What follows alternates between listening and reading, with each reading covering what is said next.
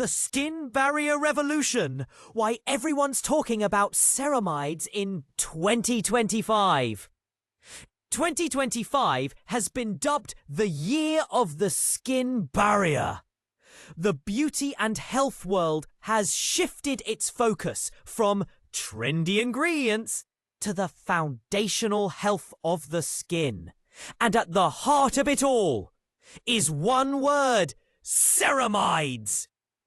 Once a niche component in dermatological treatments, ceramides are now front and center in mainstream skincare. Social media, dermatologists, and major cosmetic brands are unified in their message. A healthy skin barrier is the key to long-term beauty and health. So what exactly are ceramides? Found naturally in the outer layers of the skin, ceramides are lipids, fats that hold skin cells together. Think of them as the mortar between the bricks of your skin wall. When ceramide levels drop due to aging, harsh weather, or over-exfoliation, the barrier becomes compromised, leading to dryness, irritation, and increased sensitivity. As awareness grows, more people are seeking products that not only hydrate, but actually replenish the skin's natural defenses. The rise of ceramide-boosting skincare has gone hand in hand with the repair before you glow movement. Instead of chasing instant brightness or aggressive anti-aging effects, consumers are now prioritizing resilience.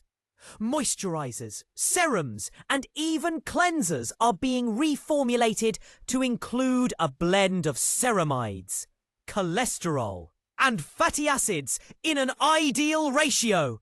This change has particularly resonated with Gen Z and millennial users, who see skin health as an extension of mental and emotional wellness. Beauty isn't the only sphere being influenced.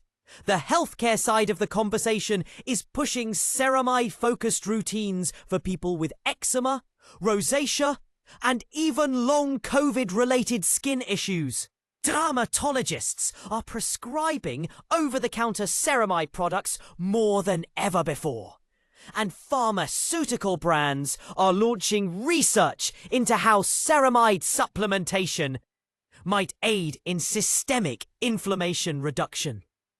In 2025, beauty and health are more intertwined than ever, and it all starts with respecting the skin barrier.